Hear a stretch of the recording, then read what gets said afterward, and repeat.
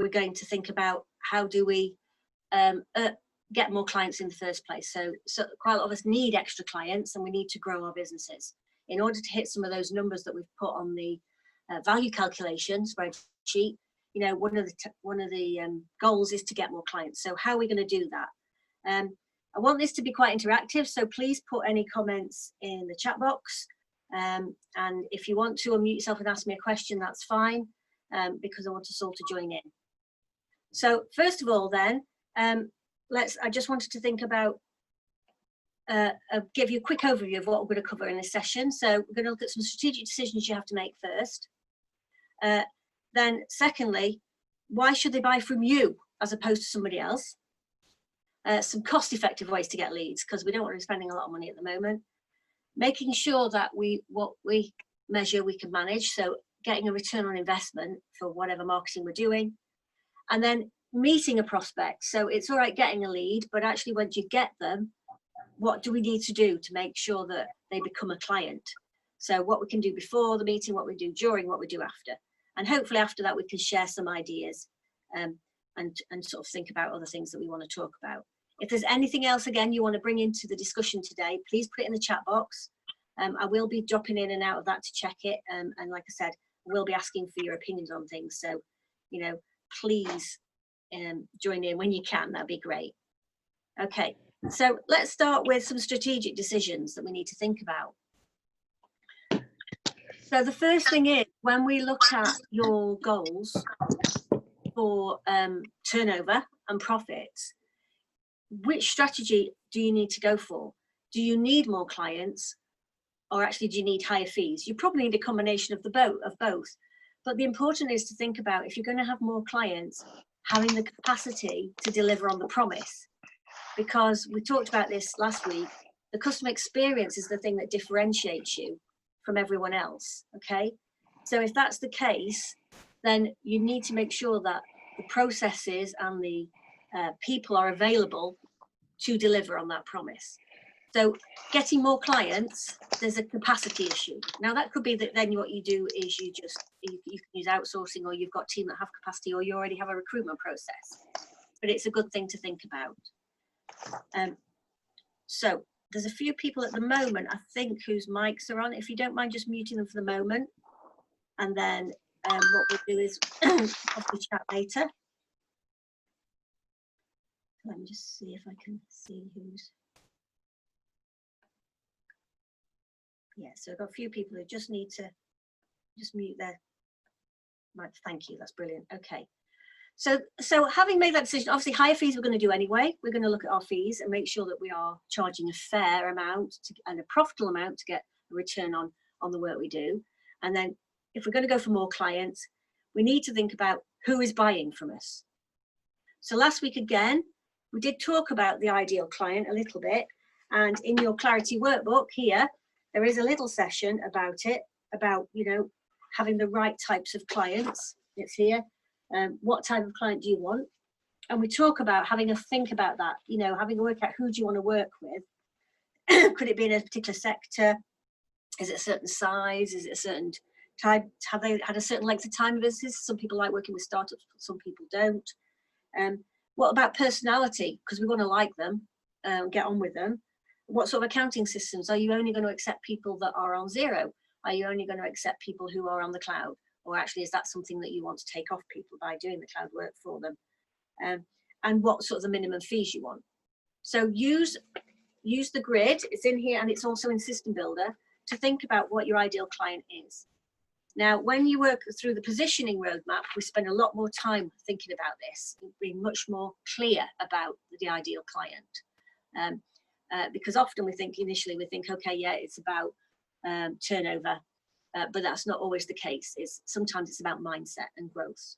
So thinking about that and how it works is really important. Okay, so I'll just manage to move some stuff over here. Right. Oh, sorry, I've just got somebody joining from Jason's team. Brilliant. Okay. Oh, Shafiq, am I still on mute? Or can you all hear me? Can somebody let me know? Yes, we can hear you. Oh, fantastic. Thank you. I was just checking because if you could put me on mute, I wondered if I'd managed to knock myself off. Brilliant. Thank you. Okay. So, excuse me. Moving on then, thinking about getting your clients, who are you wanting to look for? Because you need to be a bit focused with your marketing. You know, you can have a scattergun approach, but then obviously you're wasting a lot of time. Perhaps I'm meeting with clients that are not right for you. And that can be quite demoralizing, to be honest, when you meet clients and you know you don't really want to work with them, or you find out they're not quite right, or they're just price chasers. So you need to be thinking about, you know, who are we going to focus marketing at? The next thing to be thinking about is, why should they buy from you? So what is your unique selling proposition? And I'm going to share with you now a resource that's in System Builder.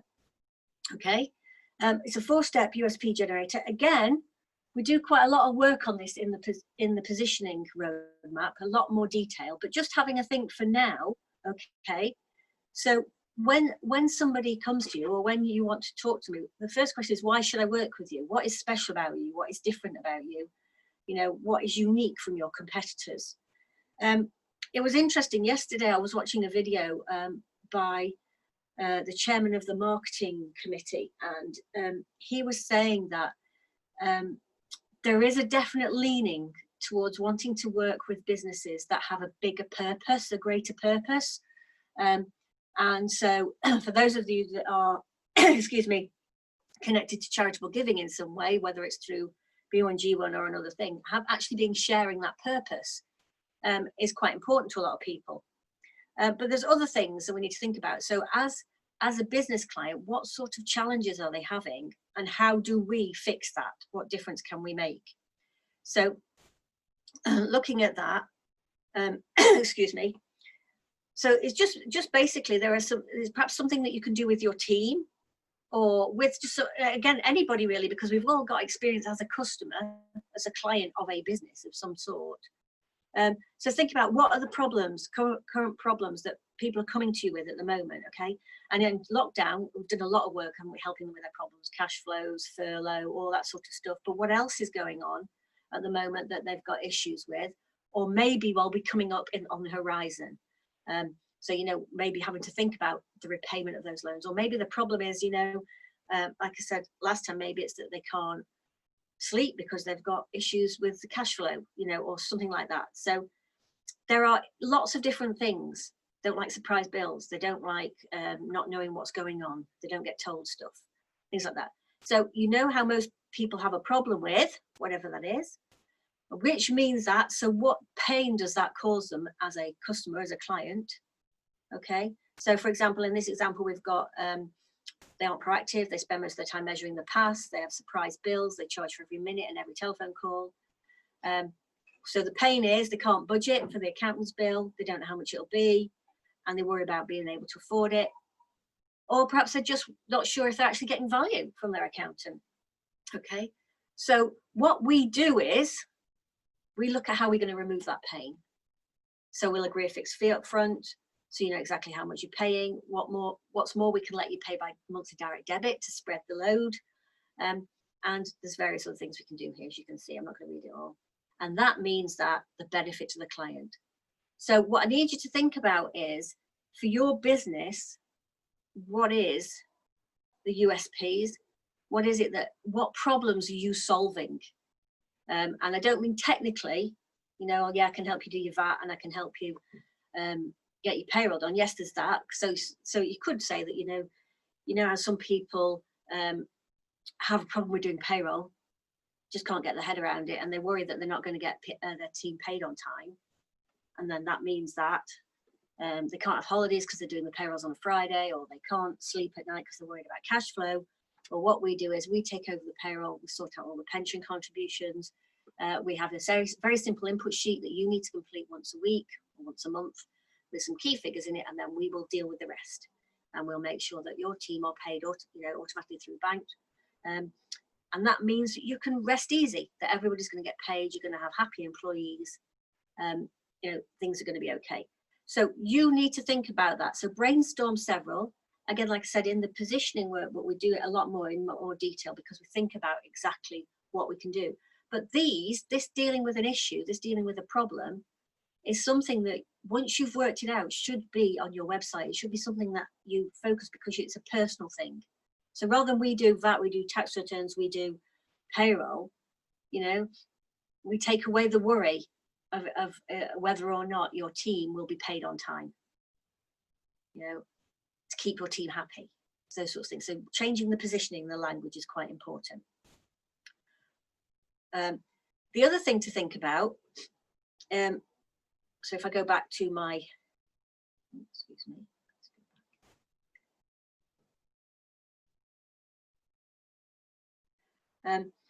So we've thought about who is buying, why they're buying, and then actually, what can they buy? So again, last week we talked about the windows of opportunity chart, didn't we? We talked about being very clear on all the things that you can deliver as a service, because that's a differentiator. So when you've got a prospect coming to you, they need to see the width of the knowledge and the skill base that you've got in your business and all the things you can do for them, because it will be so different from seeing another accountant who will ask them a couple of questions and then jump in with a price on the accounts and tax return without actually explaining the value, the service, and everything else, the extra things that they could do. So if you remember last week, I'm just going to remind you of it. I can open it up. There we go. I showed you the spreadsheet that's in System Builder, okay, with the windows of opportunity, and talked about all the different things that you could put in here. So this is a lot of the stuff that we do naturally as accountants, but there could be, you know, the key improvement possibility report from On Track. There could be a benchmark report. There could be lots of other things, debt collecting and things like that, that you could be offering your clients. So again, brainstorm this with your team, because what we're trying to do is give you all the ammunition and tools and the things to talk about with prospects, okay? So what should attract people to you? So when people are looking at you, they're looking at who you are. So why should I buy from you? Okay, what is your specialities? What are you unique? Why should I come to you as opposed to the man down the road, USP? And then what else could you be doing for me? What else could help me in my business? So it's really important that actually you look at these and you make some of these decisions before you even start marketing, because it's important to have that process before you start spending money on your website, before you spend money, you know, on anything else. Getting some of this key information is really important. So let me just have a quick discussion about why should they buy from you. So can anybody put any, either turn their mics on or put something in the chat box about why should they buy from you as opposed to anybody else? Come on, it's interactive today, so I need you to be helping me.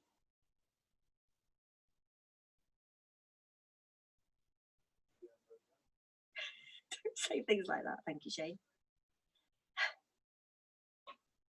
Okay. We're all a bit quiet, a bit early in the morning. Well, let's get moving with things. Okay. Thank you, Jason, because we care. Brian, because we want to help them develop business. It's about a personal touch, isn't it? It's about them. Why should they work with you? Because they make that connection. And one of the things that we talk about quite a lot in some of the other sessions, training sessions, is about the thing you've probably heard about, which is know, like, and trust. Okay. Yeah, Neil, we want to change their lives. Fantastic.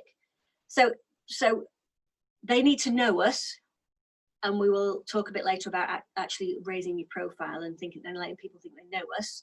But that also is about some of the stuff we've just talked about, is the sort of our USPs, what's special about us. They need to like us. They need to feel connected to us. Well, that's when we meet each other, isn't it? And we start talking to each other and we share our values, which those of you that were on Shane's training about the why and values, I'm hoping you've all been working on that. To what is your values, because that again helps you connect very quickly with somebody else. And if you use the language connected to your values in your marketing, then actually that helps attract people with those similar values and makes that connection, this know, like, and trust, much simpler and easier to do. And then the third thing is trust. And this is a big thing for a lot of people at the moment. You know, they've had their world turned upside down recently.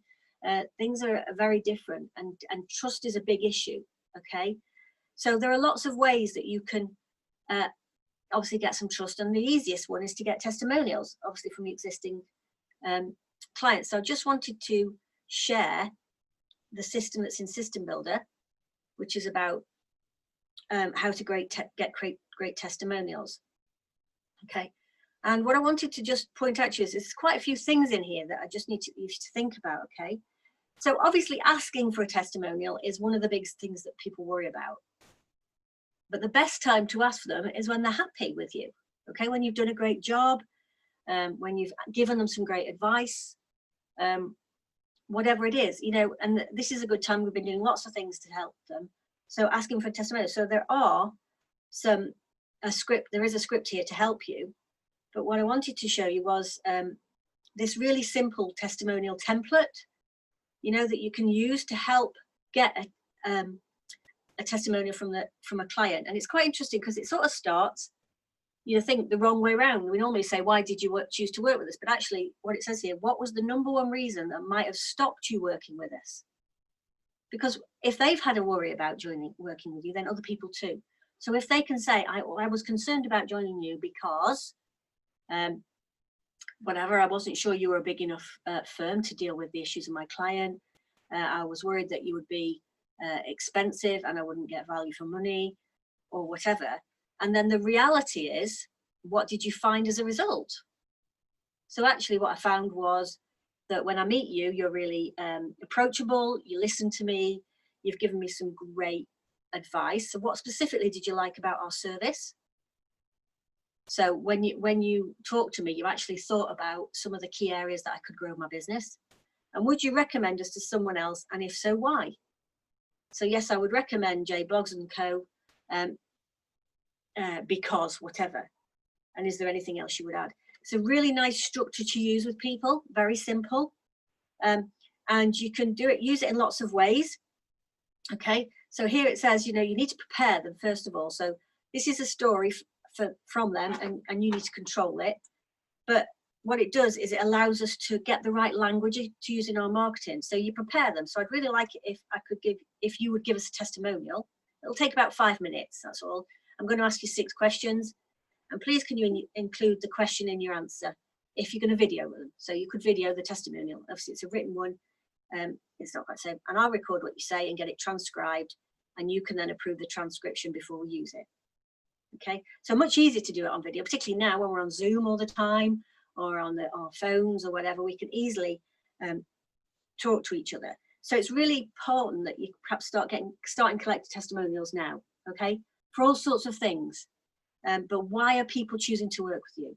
And there's a lot of people at the moment, aren't there, who are changing accountants. Quite a lot of accountants are telling me they're getting a lot of new clients. Well, why are they coming?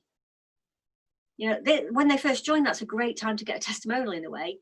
You know, I was worried about meeting you. I wasn't sure whether you'd be too expensive for me.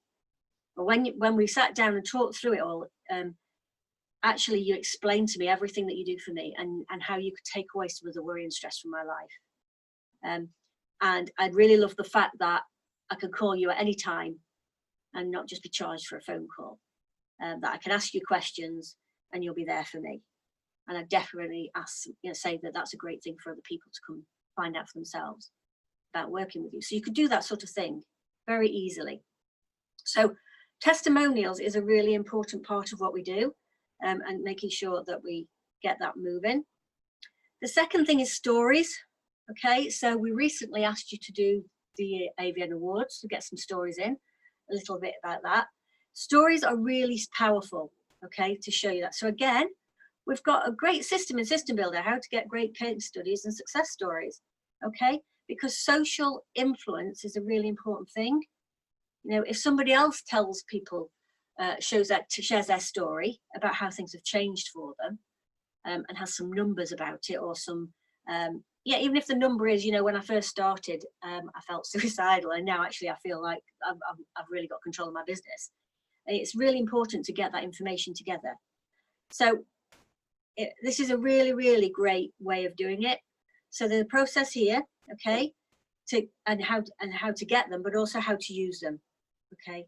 So if you've got a good testimonial, if you've had a good story about helping somebody, you know, if you've got a client that you've been helping a lot, get a case study, okay, and And there is lots of things here, and you want to be able to use it then, and you need to get their permission. So what I want to do is I want to tell your story to the world. I want to show them how you've grown your business or how you've changed things in your business. Would that be okay? And so if it's all right, we'll do a success story. We could perhaps do it on video if that doesn't mind, and I can put it on my website and show people the things that you've been doing. Okay, so this has lots of ways, again, of how you can show those stories, because we're trying to build that trust, aren't we? That know, like, and trust. The third thing, I mentioned it again last week, was, you know, positioning yourself as being part of a group of specialists, experts. So being part of AVN. So a very simple resource that's in System Builder, a little bit of a script or something you can use in your documents. You know, here, our firm has recently joined AVN, Inspiring Accountants. AVN is passionate about business owners having choice. Choice about the role they play, the hours they work, the income they take, and the difference they make. And we're passionate about this too. So what does your perfect business look like? One that gives you emotional and financial reward, one that's making a difference to customers, its team, and its key stakeholders. With AVN Tools and Resources, we can help you put the fundamentals in place within your business, so no matter what your current circumstances, we can help you build the business you desire. And then it talks about the fact that we're going to use that. And not only that, but as part of AVN, we have access to hundreds of other accountants' knowledge, skills, and experience that we can share so that we can give you the most informed advice possible. So a really nice way, again, of positioning yourself. Again, you can put it on your marketing, on your website, just something that allows them to say, oh, yes, I've got some trust in here. I understand, you know, that this is something better. You know, I can trust these people because they're part of something better. There is also a really great resource to use, and it's a resource to get your team engaged with, which is about developing ourselves as trusted advisors. Okay, this was created, we sometimes run some strategic groups, we brainstorm ideas, and this was created as part of one of those brainstorming sessions, okay? And it basically, how do you promote yourself as a trusted business advisor? Okay, so we put in the questions that we want you to ask yourself, but then we also gave the ideas that came out from the group. So this is a good way of getting your team involved, looking at what tools you already have as part of AVN. How do you invest in a team so they're ready to deliver business growth work, and what skill sets you need? So again, if this is where you want to be driving your business, start having those discussions internally, start getting yourself ready so that when they come, it doesn't matter if they talk to you or they talk to somebody else in your team, they're getting the same response, that we're here to help you and help you grow your business and give you some business advice. And we're here as the trusted advisor. Now, obviously, the simplest way of getting, and why should they buy, one of the biggest trust things is actually through a referral process, isn't it? Because if somebody has referred you, you know, they've actually asked somebody and said to me, I think you should talk to somebody else, then there's that connection already. So when we're working through our Clarity book, one of the big sections is about the referral system. It's really important to think about making sure that asking for referrals becomes a structured thing to do. Okay, it's about thinking about having a systematic way of asking. So you need to have it on your meeting agendas. Who else can I help that you know of? And then hopefully a description of your ideal client on there so they know the sort of person you're looking for. It needs to be part of a thing that all your team asks for. Every time you have to do a piece of work and you perhaps get some feedback on it, and there's some great feedback documents in System Builder that you can just pull out and use, feedback on every job or feedback every year. But as part of that, there is a referral process in there, asking them for referrals. But important thing is to actually drive it so that when you start growing your business, you know, you're finding ways of making sure that you're constantly asking referrals. Because it's one of those things, we know it's the easiest way to get more clients, but we forget to ask. Now, the important thing is to ask your better clients for referrals, not your worst. You don't want to be getting, people tend to refer people like themselves a lot of the time. So thinking about your A and B clients, we talked about grading before, haven't we? Then asking them for referrals is much more important. Okay, who do they know? Who do they connect with? Okay, and in the workbook, okay, you'll see that there is a whole section here about getting more referrals, And more importantly, having a process about it. So setting yourself some targets. You know, how many clients are you going to ask for referrals this month? How many did you receive? How many did you follow up? And how many did you convert? Because once you start measuring this stuff, and particularly the financial implications, so, you know, perhaps you asked, I don't know, 20 clients for referrals and you got 10. And actually, as part of your system, and it has to be systematic, you immediately follow them up. And there's a lovely system in there where actually if a client gives you a referral in a meeting, you can say, would you mind just phoning them now and just letting them know that I'm going to be contacting them? Or could you just drop them a line or message them now just to let them know that I'm going to be contacting them, so it's not out of the blue that they are expecting me to call. And then following them up is really important, not just leaving them, and then convert it into clients and the financial impact. And you can make it a game, you can make it a challenge for your team. And this is one of the things we say, make it again. If you've got client managers, and each client manager has got 50 clients, come on, set them a target. You know, how many are you going to get referrals from those 50 clients that you've got? And perhaps make it a bit of fun, okay? So, you know, there are other ways of getting referrals, okay? So, you know, thinking about perhaps if you're doing people's bookkeeping accounts, who are the businesses they're working with that you'd quite like to work with? Could they connect you to that? You know, you're doing a different service. So looking at that is really important. So have a look at your Clarity workbook. You've got it. Look at mine. It's page 28. Like I said, you're all customized. So it might be slightly different on the Clarity one, but look at those, get more clients, because it's got about the USP generator and it's got about getting referrals. Really important. Now, the other things you need to think about, some cost-effective ways of getting leads, is thinking about Google search. How do people find you? So a lot of people now, they're looking for an accountant in a certain area. Where do you come in the Google rankings? If you put your name into Google, who comes up? You know, do you come anywhere near the top? And what can you do to improve your Google rankings? Again, we talk that a lot more in the profile, but just thinking about how can you get your business higher up in that Google standing when people are looking for you. And the third thing is to think about your LinkedIn profile.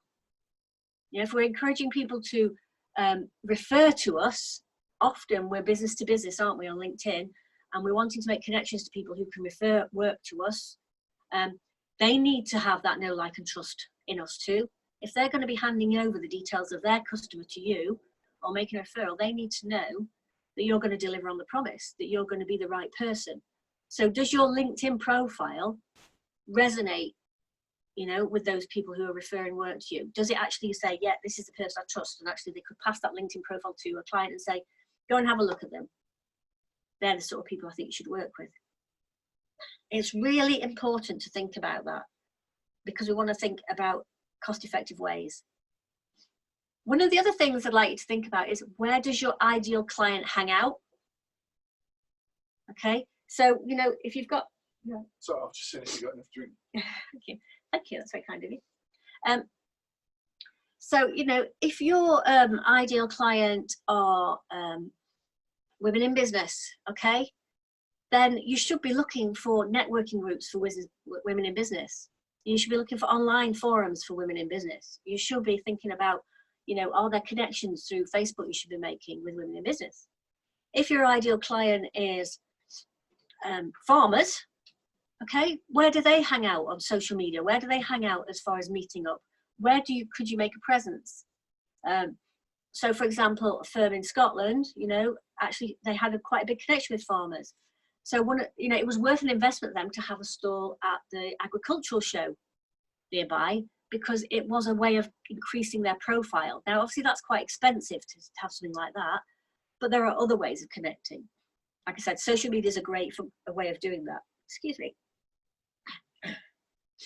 Okay. So thinking about where do your clients hang out? So it's about being prepared is the important thing for me. You need to be really prepared about it, okay? And then how do you get people to connect to you? So communication is the big thing, isn't it? You know, once you're out there, once you've thought about putting yourself out on LinkedIn or whatever else, how are you going to keep communicating? How are you going to keep raising your profile? How are you going to get people to think about, they're the accountants I want to work with. What are you going to use to demonstrate your values, like and trust, all that sort of stuff. So there are lots of things you can do. You can write articles, you can write blogs, you can send emails out if you start creating a prospect list. You can even, on a lot of webinars now, they're wanting experts to come and join them. So if you've got a local business group, you could approach them and say, you know what, I'd like to be seen as the expert in, being cash rich at the end of lockdown, or still being in business in 18 months time, or having a thriving business in 18 months time, because obviously we were still thinking about, people having to repay their loans and things now, so cash flow is a big issue. So, you could then go be invited to talk at places. Now, again, I just wanted to point out some shortcuts for you, okay? Because people say, I haven't got time to write blogs, I haven't got time to write articles, I haven't got time to do all this stuff, okay? Inside System Builder, there's a whole load of insider reports that you can use as things like that. There are book reviews in there that you could use as a sort of basis of comments. One of the obvious things to use is to use the Key Improvement Possibilities report from On Track. So if you generated a report and you look at it, each section has its own paragraph and its own suggestion of what somebody could do with a lead call to action. Do you need help with that? Well, there's no reason why you can't take that language and use it in a blog. You can't, you could use it in an email to your clients. And through the lockdown, you'll know that we've been putting things on our COVID hub, the know-how hub, including things like messages you can email your clients. So keep a lookout as well from us, because we're constantly putting new things in there on the hub in System Builder that you can just use, ready-made things that you can use. So please keep looking for that. And run your own webinars, get people. So perhaps you could do a little webinar on cash flow forecasts, but get all your clients to invite somebody who else is in business to come and join. Just for free, just to find out a little bit more, give them some value. So there's lots of things in there that are really helpful that you can use. So the trick is to use what you already have rather than reinvent the wheel. And this is where your practice growth expert comes into the fore, really, because if you need this sort of stuff, then please ask us, okay? And we'll be able to find some ideas for you if you can't find them yourselves. There is a lovely little resource I just wanted to bring up for you called How to Get More Clients Without Spending a Fortune. I think most of us are a bit worried about that. Now, there's a few things that hold us back, and I'm going to talk a little bit more about this in a minute. The first thing is to think, you're not worthy, you're not good enough to attract great clients. I'm only small, there's just me, or, I've not got the skills to be delivering all of this stuff. Rubbish. Okay, that's why you joined AVN, to help you get that motivation, to help you get that skill set, to give you that backup to grow, and we will help you do that. You are worthy, you are good enough, you're qualified, you've got lots of knowledge, you speak to lots of businesses all the time. So you do have some really great knowledge that you can share. One of the second method is I have a great website, clients will come. Yeah. Well, your website is really your shop window, okay? If it looks interesting, yes, people will stop and have a look. But first they need to know that that website is even there. So how do they know you exist? So that's a really important thing to think about, is how do they find your website? It's all right, again, spending lots of money on your website, but how do they find it in the first place? So working out what do you need, because clients will not just appear, okay? Clients will come when they are ready. We're finding this a lot, aren't we, at the moment, okay? They don't. They're very lethargic. You can't sit and wait for them to come. They just don't. I mean, at the moment, we know that we need to be helping clients more and more at the moment. We need to help them develop their businesses more. We need to help them with cash flow. We need to help them structure their businesses better. All these things that we need. And we sort of expect that they'll just come to us when they're ready for it. But often it's a situation they don't know what they don't know. So they don't know that there's an opportunity to restructure the business. They don't know there's an opportunity to grow the business. They're just in it, in the business, heads down, working, and they don't know that. And so it's important that you keep, you can't just wait for work to come. You can't just wait for clients to come. that you need to be out showing your face. One of the other myths is about, it's all about price. Yeah, price is one of the things that you find when people ring up and say, how much will it cost? You know, they're probably price chasers, but also they're trying to get a ballpark figure of the money. Now, the important thing is not just talk about price, it's about the value and the experience they're going to have. So if the prices are fair, it says fair for what you're offering, then price is not an objection. And that's where Time's Up comes into the fore, doesn't it? Because if you can sit down and show people the services that you're offering and they can choose what services they want and they see the price that's connected to that, then it makes perfect sense. Okay. I have to spend a lot of money to attract clients. Well, you can if you want. You can spend a lot of time on it as well if you want. But there are lots of ideas here that hopefully will help. I need to advertise my business. Yeah, advertising and sales have very little correlation, okay? So beware of that. The thing is, it was interesting again that I heard yesterday from this marketing consultant that if you do want to raise your profile and you do want to advertise, this is actually quite a good time to do it. That the cost of advertising has dropped dramatically. And if you can be doing advertising on social media, then actually that's of high value, because a lot of people now are spending more and more time on their screens in one form or another. So if you can create some advertising on that. The other thing where people are spending a lot of time is actually listening to the radio. So radio adverts are actually getting a lot more listenage. I don't know what the word is, where people actually listen to what's going on. But it's really important because they've said that actually radio listeners have grown massively during lockdown. So actually thinking about that. So just think about those myths. Right, so just a few things that you will need to put in time when you're marketing, when you want to get more clients, so think about that. And here are some basic stuff. So I'm not going to go through all of this, but we'll just talk about who do you want to attract, where are they? And one of the things I say to people is have a drive round. Have a look around your area, okay? And look at the local business parks and list the companies you think you might want to work with. Have a look at the job pages. Think about what you're doing, okay? So just have a look around and see what there is. We'll talk a little bit later about, do some research on them and actually have a way of measuring and managing. We're going to talk about in a minute. And then lots of ways of contacting them. So here, again, lots of things you can do. So I'm going to leave you to talk about that, look at that on your own, but it's a really great resource, how to get more clients without spending a fortune. Right, moving on. I talked about measuring and managing, okay? So there's, again, a couple of resources I think really important that you open and have a look at in System Builder. I've just downloaded them, which is why I've got this issue here. Okay, so the first one is about how effective your marketing is going to be if you're going to start marketing and what you're going to use. So thinking about, this is just a little checkbox, okay? You know, is it written as if it was spoken? So I want to hear your voice when I'm reading it. I want to know who wants, so Libby, I'm not sure on today, but your website's lovely. It's your voice, okay? It's the same with some other people. Is it warm and friendly? So all of this stuff is some great checklists for you, okay? Really important for you to have a look at. The other thing that's really important is if you're going to start looking and spending money, you need to measure what's happening, okay? You need to have some logs about it. So you need to think about what is your marketing, what you're doing. So if you decided that you are going to do, I know, a mail shop, because you know what? You know, people are still getting letters through the post, aren't they? And it's a bit different from the millions of emails we're getting, okay? Then, you know, what is it going to do? What is it going to be its offer? What is the objective of actually sending it out?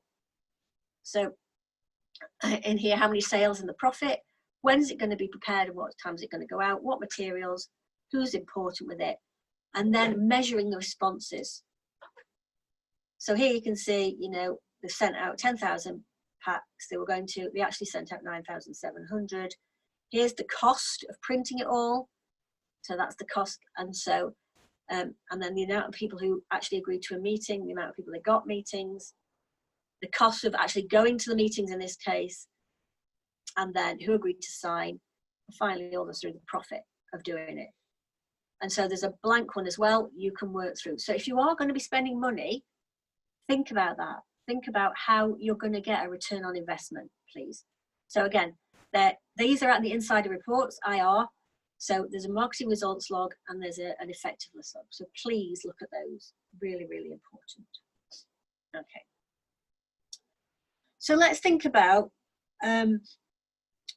meeting your prospect. Okay. So if you've managed to get somebody to agree to a meeting, you know, they've found you, they've seen your website, whatever the call to action was, they've actually contacted you or you've managed to contact them and you're going to have a meeting. It's really important that you think about before, what you're going to do before the meeting, what you're going to do during, and what you're going to do after to keep that going. So first impressions and preparation is important, okay? So first things to think about, first impressions. First of all, we talk about, you know, having systems, and one of the key systems is how people answer the phone.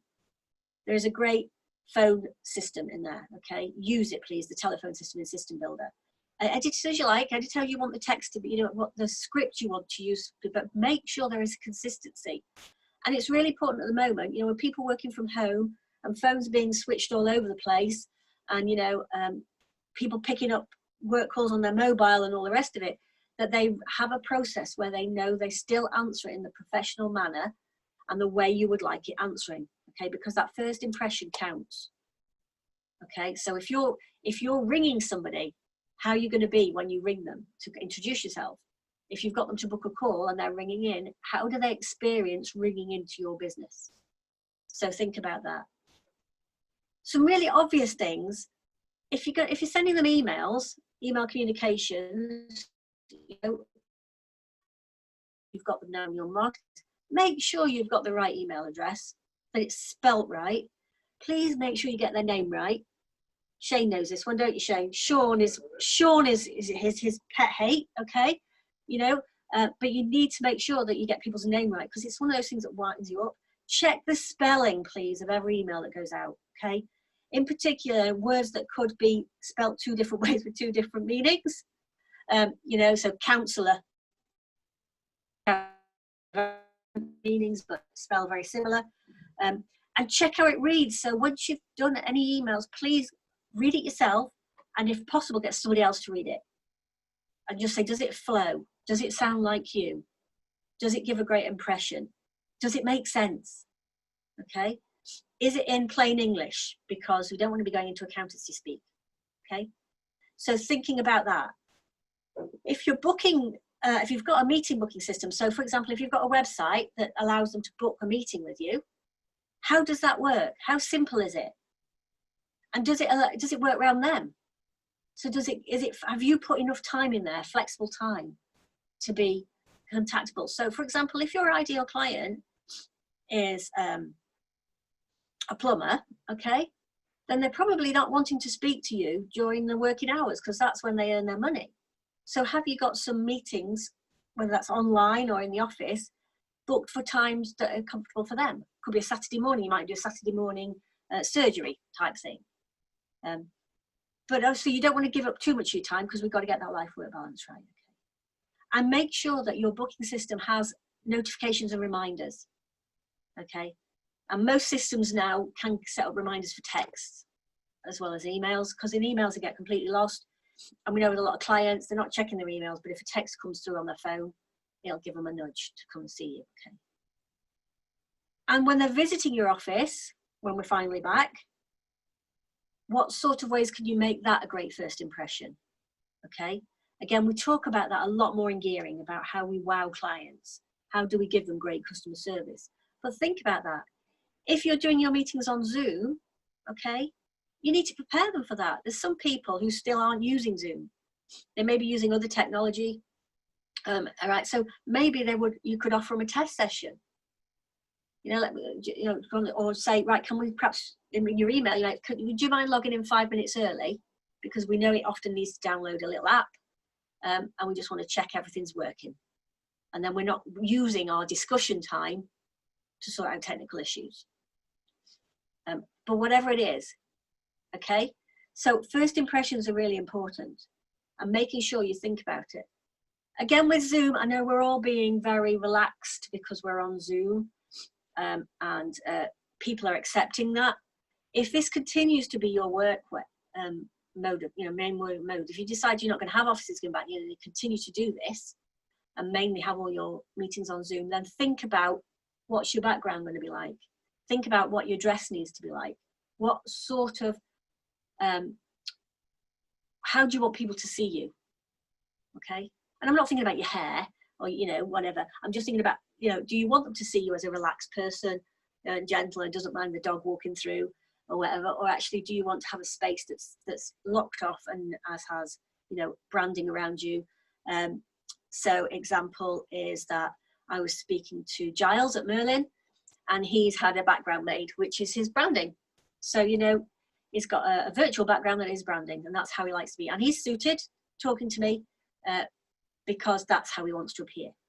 So thinking about that, thinking about how you want it, because first impressions are really, really important for prospects. And there's lots of things you need to do preparing.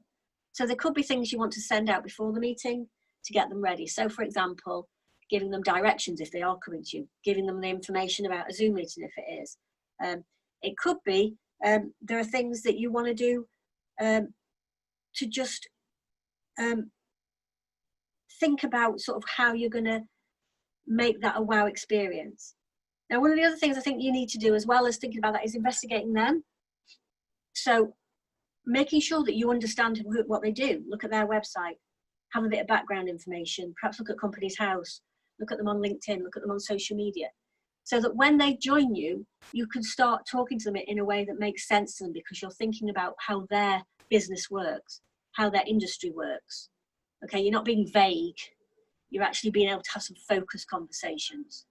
Okay, and there are some great resources in System Builder called Growth Strategy Reports for the added value members that are on certain business industries that give you some great ideas of things you can bring into conversations, ways that you could talk to them. Again, put them at ease, bring that know, like, and trusting working very quickly because you're talking in their language and about things that they connect to because of their industry.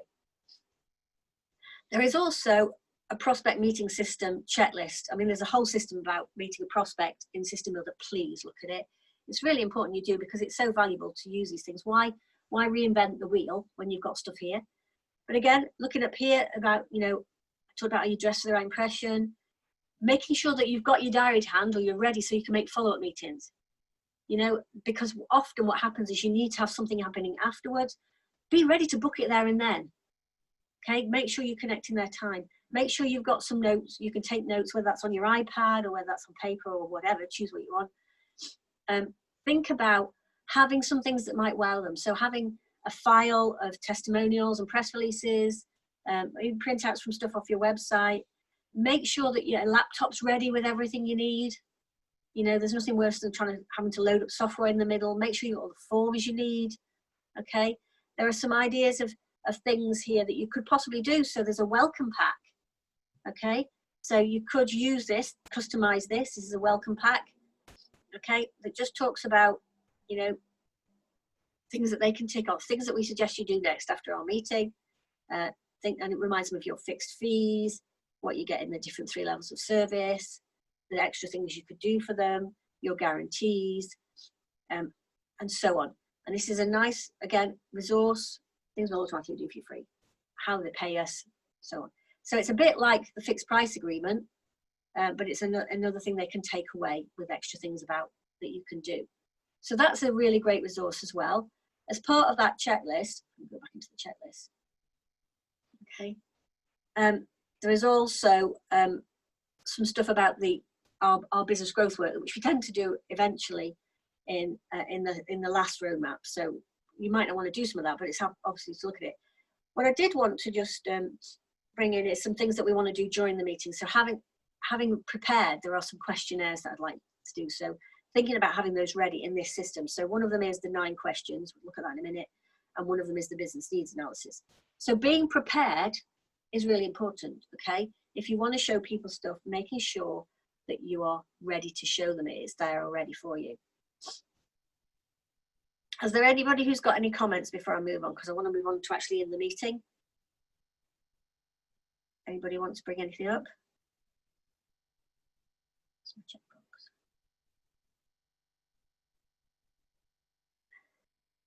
Are we okay? All right. So let's move on then. Oh, lost my mouse again. So in a meeting, right, the first thing, I just want us to address some key things, okay? If you're going to have a meeting, oh, Brian's got a question. Let me just see what Brian wants.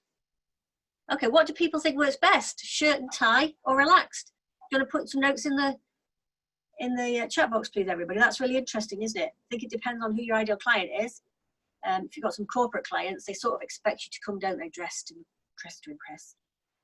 Smaller clients may not. They want to actually be relaxed, and a t-shirt's great, depending on, as long as there's nothing offensive on your t-shirt, obviously. Yeah, so please put notes in comment box. That'd be great. Okay. So a few things I just want to address. Okay. First of all, the fact that often people feel that they don't believe in what they're selling. Okay. I need you to understand that it's a lot of work that I do with people is about their own self-belief. You know, you are of value. What you believe, what you deliver is of value. Okay. And you need to believe that you can help people. It's really important that you do that. You understand that you can help it. Some of the thing is that people make it up as they go along. And what happens then is they go, tell me all about yourself. And then their brain's going into whir mode and thinking of all the things they could do with them and all the things they could help them with. And they stop listening because they think they've got all these ideas. And then they give them a solution and it might not be the right solution. So actually having a structure is really important. Having an agenda is really important. Making sure you stick to some things. Sounding like a robot. That's an interesting one, isn't it? So thinking about, you know, how do you talk? Shane goes on and on about this. It's about human to human. It's about being personable. So, you know, and if you don't know the answers, be honest. Yeah, that's a great question. I don't know what the answer is at the moment. I probably need to go and research that for you.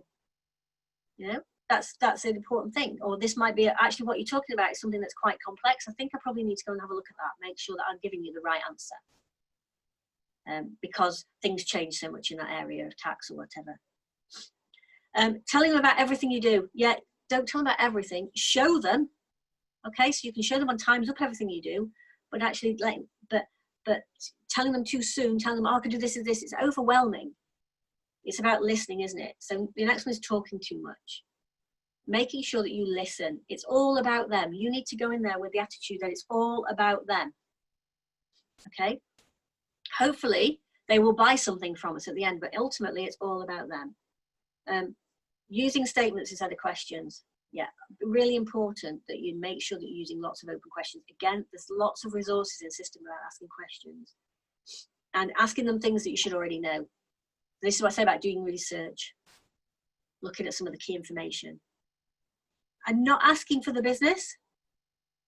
So we've got some great scripts in the software, and I'll show you in a minute, System Builder, asking for their business. So please do it.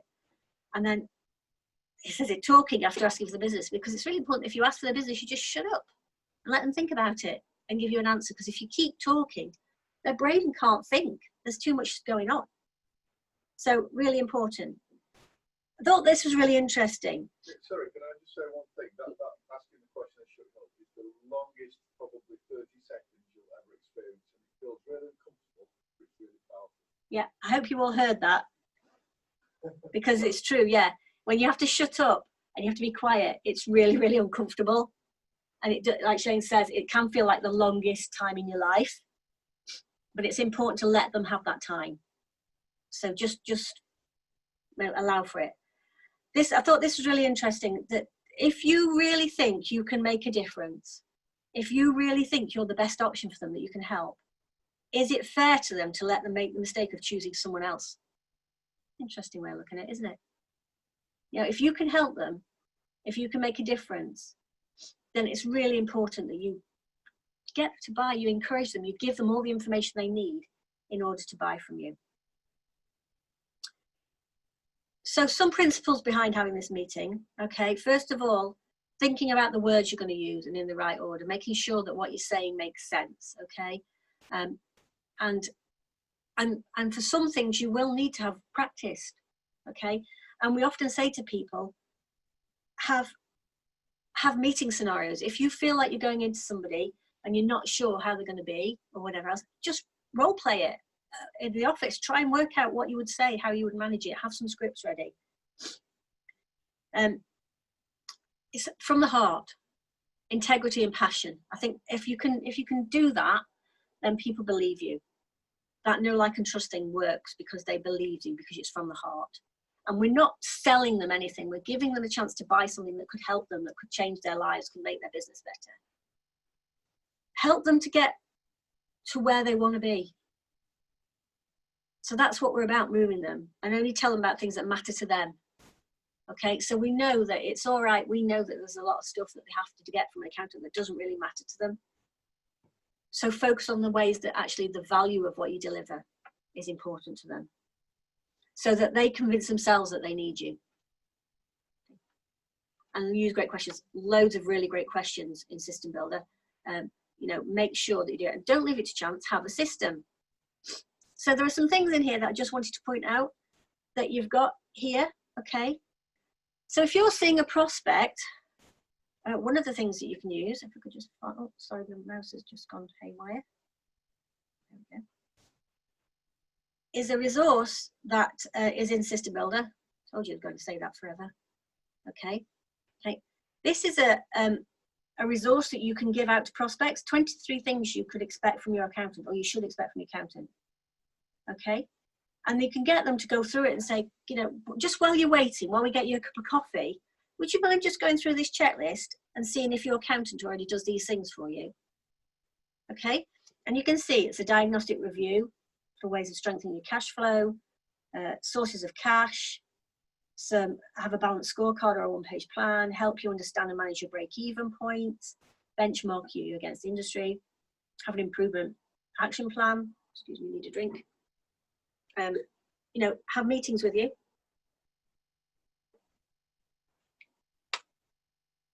You know, help you through the hard times, give you lots of resources and support, identify the key profit drivers, you know, all this sort of stuff. So there's loads of stuff, strengthen your business and personal cash flow. So this is a really great resource to start positioning in their mind that their accountant's not doing all this stuff. But if you're telling them about it, you must be doing it. So that's a great value and positioning process. There is a lovely system called the heart selling system. Okay. So this is about converting leads into clients, and you do need to read the whole thing about heart selling. And it's a structured way of talking to people, okay? I'm just very quickly going to open it so you can see this. So we talked about getting ready, having things to do, talk from the heart. So we've just talked about that. And then how you open it, how you find out their needs and wants. And there is a whole structure here, okay? So thinking about all of that, I'm going to talk after the meeting in a minute. That's really useful for you to think about and be ready for a meeting, okay?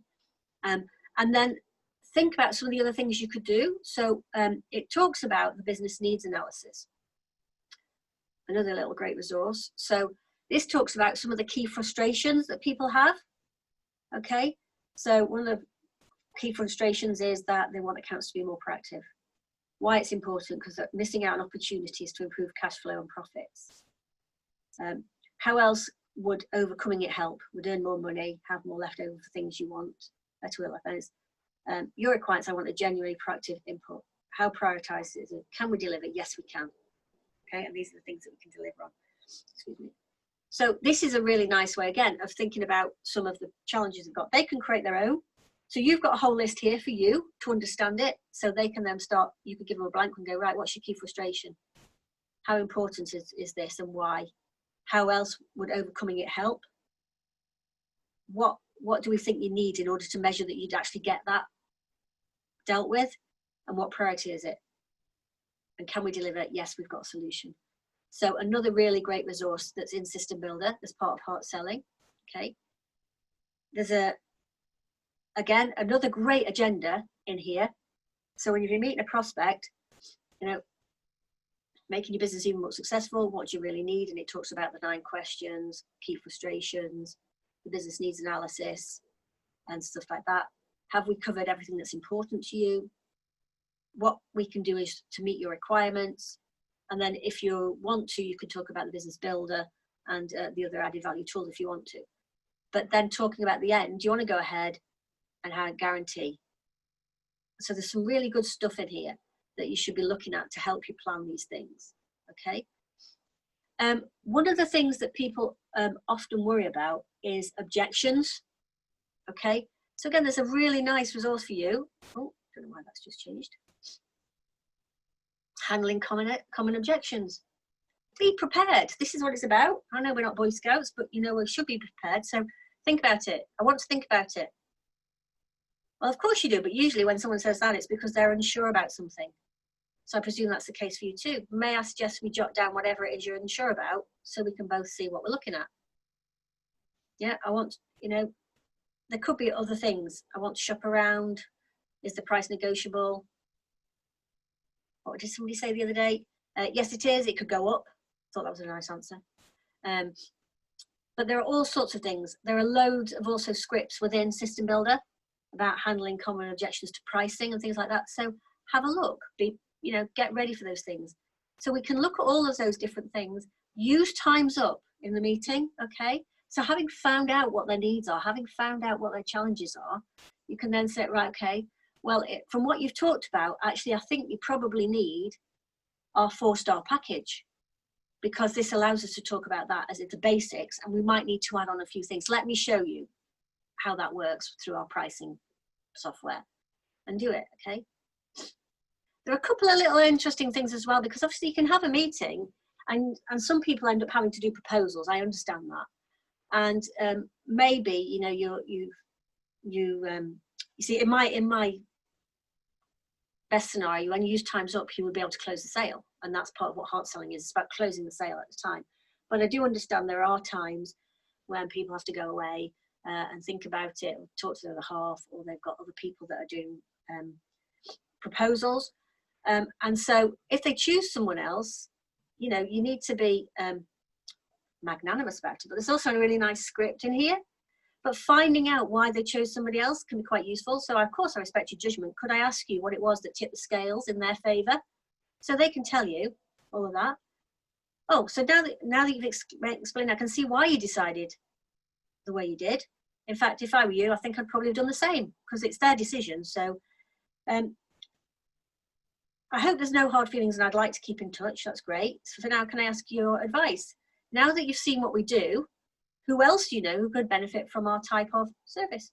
So you get a referral out of somebody that didn't even become a client. So that's a really nice way, again, of getting something valuable out of something that maybe didn't work. If you can use language like this, if you can make them feel happy about their decision, because you need to, you shouldn't make them feel bad that they've chosen somebody else. You know, but actually use it then as a way of saying, well, actually seeing what I've got to offer, is there somebody else you think I could help? Could be a great way of getting an extra referral. And if the other challenge is, what if you don't want to work with them? Okay, so yeah, you've met them, you've done all the stuff, or you've had perhaps a pre-conversation on Zoom or whatever. How do you let them down? Okay, so this is another nice script here about the fact that, you know, we pride ourselves on integrity, and for that reason, I think it's only fair to tell you that at this time, I don't think we are the right accountants for you. And this explains why, okay? And I think that's a really nice thing again as well. You want to leave people feeling good about you, no matter what happens. So having a process like that's really important. The other thing that's really important is after the meeting, okay? So you've finally got a client, you need to keep them happy, okay? They need to actually, if you remember when I talk about times up, I say people need to have confidence that they've made the right decision. Okay, so this is about post-meeting. How do we give them confidence that they made the right decision, that they're going to be your client, they're going to work with you? So some things you could think about, okay? First of all, just saying a thank you letter as a template in System Builder. You know, thanks for choosing us. We'd love to work with you. And then the third thing down, there's a great thing about introduction to the team letter. So, for example, if you're not going to be the person that's key to working with them, you might want to say, Joe, thank you. I'm so looking forward to, thank you for choosing us as your accountant. I'd like to introduce you to our team, and you can have their photos and their names and their specialities, or whatever. Your key person of contact will be Emma, and there'll be my photograph there. Her direct number is, her email address is. If for any reason Emma is not available, please contact Jenny, and that's hers. So that they've got some, you know, a process of knowing who to contact first. They've got a special person looking after them. So you could do that. We have a member who actually sends out a welcome box. So when they get a new client, it's worth their while to create something special to send out, you know. So again, it has to be unique to you, and it has to feel like that, you know. So it could be a book. If you've got the AVN book, you could give them the book. It could be I don't know. It could be a box of chocolates. It could be a bottle of wine. It could be whatever you choose to be. But it's a sort of a nice way of connecting back to them. You need to make sure that after the meeting you've agreed some timescales for things. So although you know you might have got that work in your work plan, there might not be a way of starting that for maybe another 6 weeks. That needs to be noted. So in the documents, in your thank you letters or whatever else you're sending, you need to make them aware of timescales and things when you need stuff in order to meet deadlines. You need to make sure you get payment sorted. So if you haven't managed to use Time's Up and get them to complete a direct debit there and then how are you going to get payment? And it needs to be systematic. You need to make sure that things are moving forward with this, okay?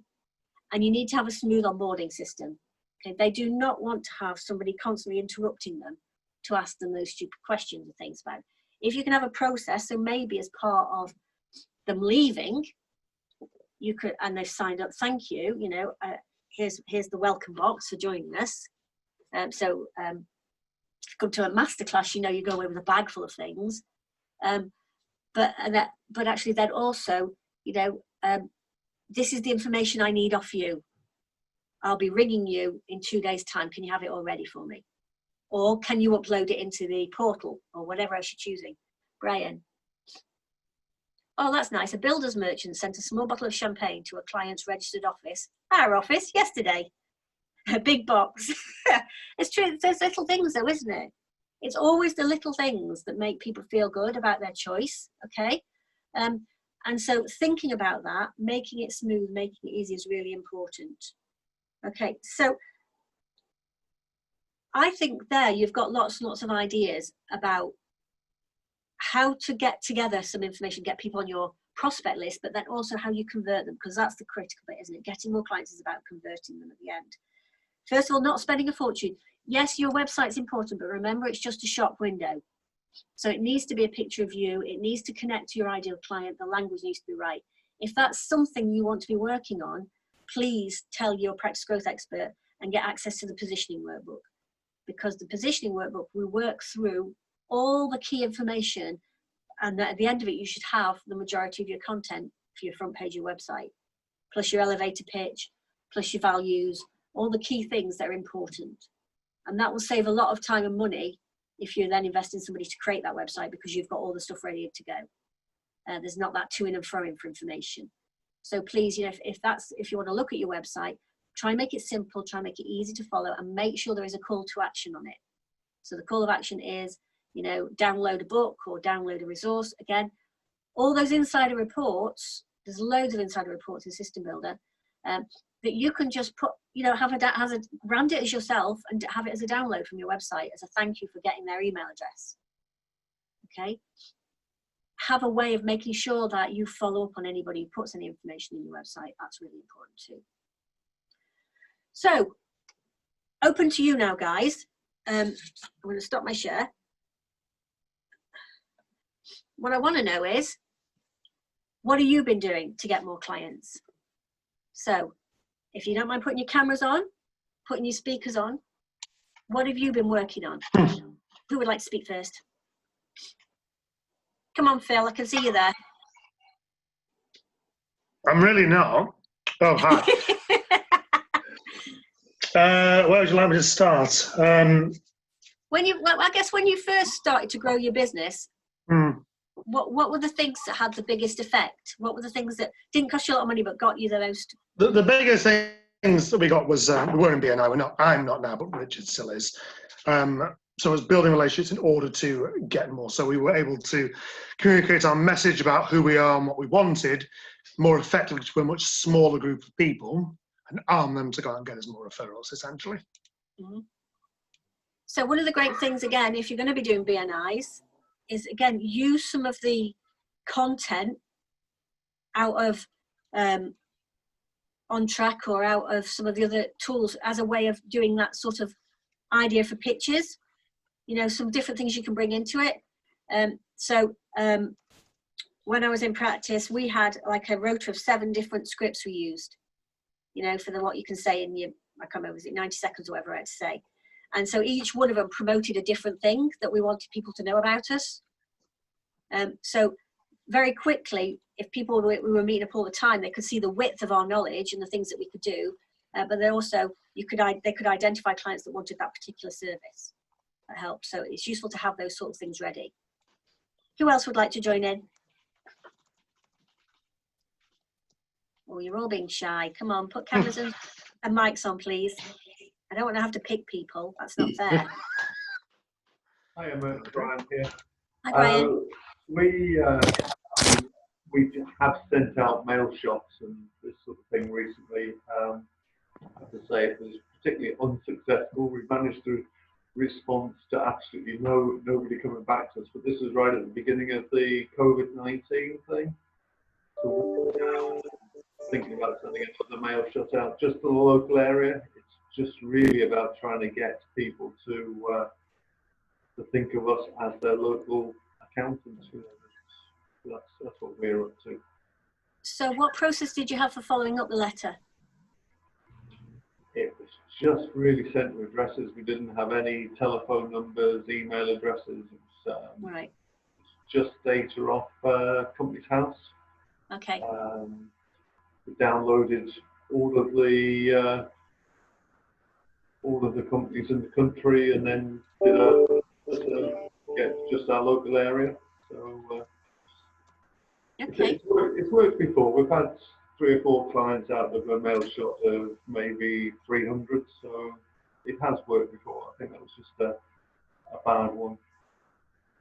I think if you obviously that takes quite a lot of physical work doing mail shots, or if you're outsourcing at a cost of it. I think it's great to get the list. Sorry? I've got a daughter. Oh, you got a daughter. Yeah, some slave labour there. That's good. We always like that. Yeah, but I was thinking if you get that list, sometimes what it's better to do is to actually take, say, 10 or 12 at a time and do a little bit of that investigation. So find their website, find their phone number, and then you can send the letter, and within a couple of days just ring up. And even if it's just to get somebody to ring up and say, did you get the letter? Yeah. I'm just concerned about the post. Did you get it? Because there's some really important stuff in there. Yeah. Then that's just sometimes it can open a great conversation. Okay, that's a good idea. Anybody else? Hi, Neil. Hi. So following up, I think, so I've got a system in place where any current client or prospective contacts are stored, and they're contacted straight away. And if we can't arrange a meeting or close the deal there and then there's a follow-up process. And I normally sort of follow it up initially with an email saying, you know, it's great speaking to you. I'm going to give you a call in a couple of days to go through any questions you have. So rather than saying, you know, I'm following you up, it's more, and then I just follow it up and I keep following up. Because it goes back to what you said, that they often sit back knowing that they want to make a decision and they have to make a decision, but they just can't make it. And often by just sort of being there and being in their ear helps them make that decision. Brilliant. Great system. Come on, guys. I know you're doing stuff. There's a lot of my members on here that I know a lot of doing this great stuff. I don't want to have to pick on you. Come on.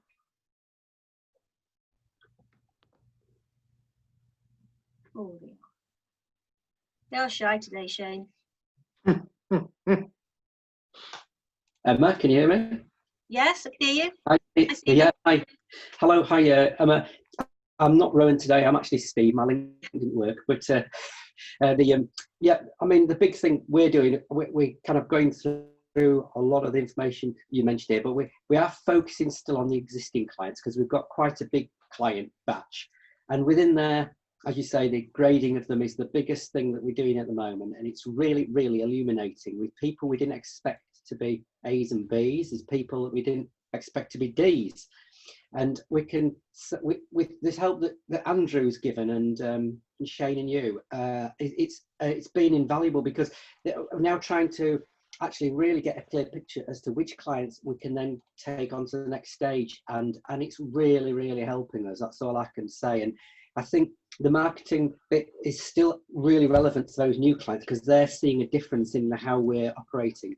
And also the other bit is the testimonials we've started doing the testimonials more on a formal basis. It can get better, but I would also say that the feedback on the testimonials has been really good as well. And it's actually quite personal feedback as well, because it's kind of directed to key members of the team, like client managers, which is brilliant because it's actually taking me off that level as well, so that I'm getting confidence that they're delivering the right things. So that's our hit for the moment.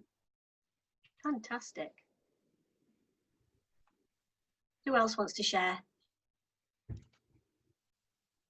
Yeah, hi, I'm Amit here. Hi, Amit. Yeah, hi.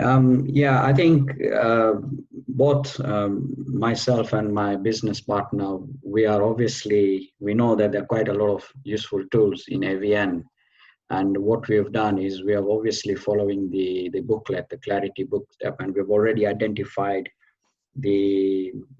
all the positioning, how to make it Clarity, the type of clients that we want. Recently, my business partner had a meeting, and in one of your sessions, you had this brilliant agenda that was there.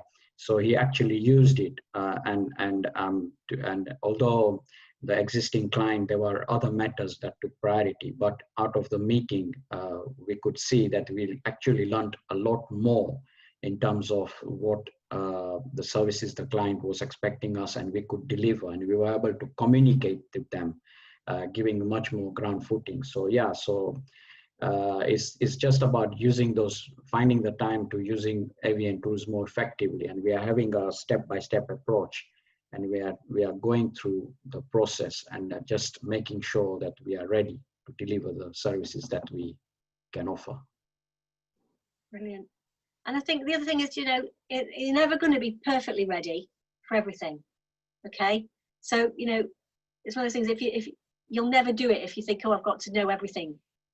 There's so much to learn. There's so many things to know. But just being prepared to handle and have those conversations, to have those lists, and be able to, like you said, spot opportunities, know where to come back to you about things. That's really valuable, isn't it? So just use what you can, test it out as much as possible, and try these things because there's so much you can use from it.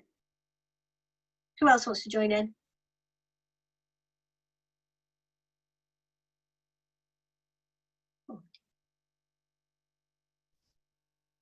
Okay. All right. Well, okay. Did you want to add anything, Phil? I've got more if you want. Go on then. Well, so we've got a couple of other lead magnets apart from the book. So we haven't, all this is now automatic now set it up. So I've got an autoresponder sequence where somebody says, yes, I want the book. They go through a 14-day process. Right. Now, what happens is to grow that, we connect with 45 people on LinkedIn each day using Sales Navigator. It takes about 2 minutes. Of those, between 15 and 20 connect. So we have 15 to 20 messages going out each day. At the same time, we also use what we call advancing messages. So we send a structured message to each, at the moment it's only a third, we will upscale it. Each person, there's a message on week 1, week 2, week 3, 4, 5, 6, etc. And we track the responses of that. Also, when we are essentially getting these responses through, we are tracking all the responses we get through in our templates, and so we can measure and see which ones improve more. The idea being so it can be delegated further and further down our organizational charts. So essentially it becomes good. What that's actually meant is, so we're doing 5 a day and we're getting to conversation between 1 and 2 every single day now, which is quite good. So that's something that's started a few days ago, so we've got about 8 conversations on the go at the moment. We're just trying to move into the next stage, which of course is a phone call. And I guess you've got scripts for that. Oh yeah. Ready to go. Oh yeah. I think the important thing is, and I know people sometimes have an aversion to the idea of scripts, but it's to take away fear. You know, I'm not saying to people that you have to robotically read out what's in the script. What you need to understand is what you're trying to achieve by saying these things, isn't it? And how you can make things better. And using a lot of the scripts that are in System Builder, they are written because of our knowledge about neuro-linguistic programming. So how do you put people at their ease? How do you get them to respond and open up to you, as opposed to using those closed questions and things like that that shut them down? So please look at those too, because that's really useful. Anything else? Okay, so just going to reshare my screen. So down, just to close really. What are your actions from this session? Okay, I want you to think about all the things that I've talked about. I'm hoping you've made loads of notes. What are the top 5 things that you think you need to do now? Okay, based on the learning from today. And knowing that, we can then prioritize them. Because we're looking, aren't we, initially, because we're looking for quick wins at the moment. So what could be high impact, low effort? Some of the things we talked about will take some effort, but again, it's how important is it in the structure of what you need to do. And as part of that as well, when do you need to do it by? Unless you set yourself a deadline, a date for completion, things won't happen. So in the last, got 5 minutes left, I'd like you to just think about that. And I would like you to put in the chat box, well done, Neil, you're already ahead of me. Put in the one action that you're definitely committing to. But I also want you to tell your practice growth expert the 5, okay? If you can, put the actions into Coach Accountable. You can add your own actions in there. So why not put them in, okay? So that then your practice growth expert can see that and ask you about them, why they're important to you, and help you, you know, stay focused on them. So I've got 25 people on the call, so I would like some actions for you all to commit to share with each other here, so you can each hold each other accountable. Okay, so and I want them to be a bit smart as well. So Rowan, I need that to be a little bit smarter. As you've put start my marketing process. How, where, what are you going to start with? You know, break that down. That's a whole project, the marketing process. So what is the action that you're going to take first? What's the key thing? Because we want you to do well. We want to help you with this. Okay. So come on, everybody, let's put your actions in, please.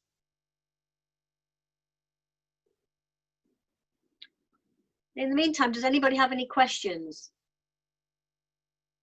Anything they want to ask me while I'm here?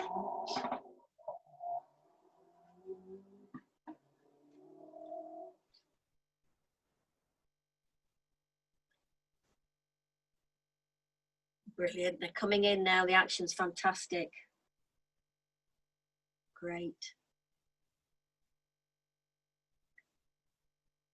Yeah, there's some stuff there. There's exactly. There's a bit of learning to do from now, isn't there?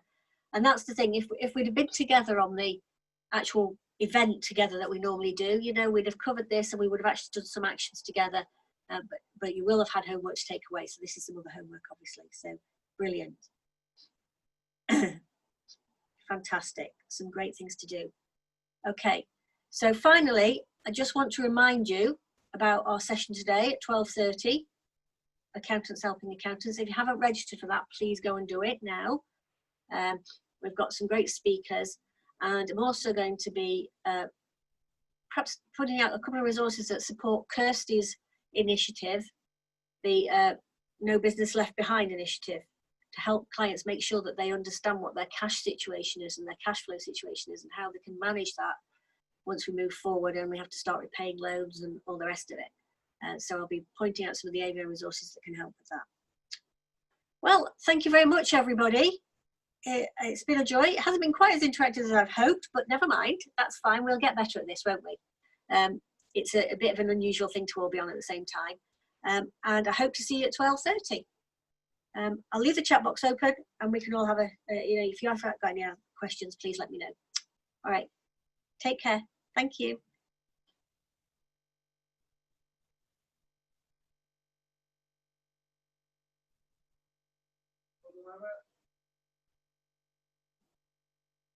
Just checking if you've got any questions.